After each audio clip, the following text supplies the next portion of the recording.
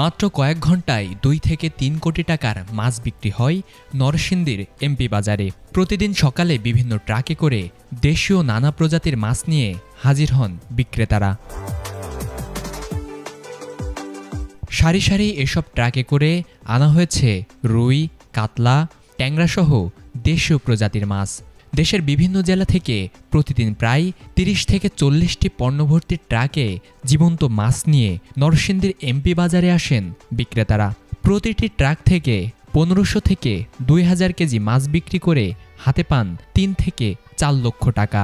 কম দামে পছন্দের সব মাছ কিনতে পেরে খুশি এখানকার পাইকাররাও।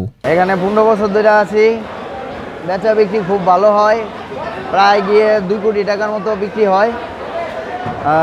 অনেক ধরনের আড়তদার এখানে আছে, আর নিরাপত্তা, বাজারে খুব নিরাপত্তা আছে। 3 ঘন্টায় 2 থেকে 3 কোটি টাকা বেচা কিনি হয়।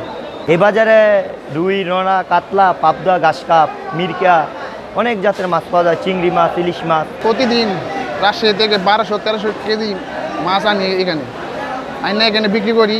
প্রতিদিন আলহামদুলিল্লাহ ভালোই চলতেছে। তরতাজা সব ধরনের মাছ মিলছে এই বাজারে, আর এসব মাছ দেখতে হুমড়ি খেয়ে পড়েন ক্রেতারা। তারপর শুরু হয় দরদাম।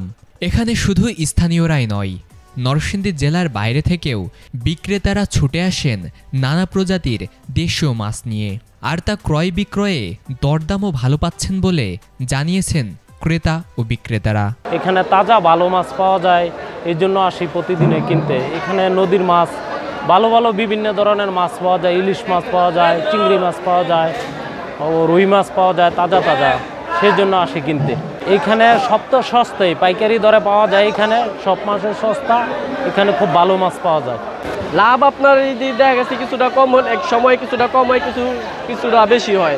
মানে মাল যত তাড়াতাড়ি বিক্রি করেন তত বেশি ভালো হয় আর কি। মাছ কিনি 30,000, 35,000, 20,000, 15,000, মানে এক যখন যেরকম বাজার হয় সেরকম ভাবে কিনি। নরসিংদীর এমপি বাজার এখন শুধু জেলার নয়, দেশের অন্যতম ব্যস্ত মাছের হাটে পরিণত হয়েছে।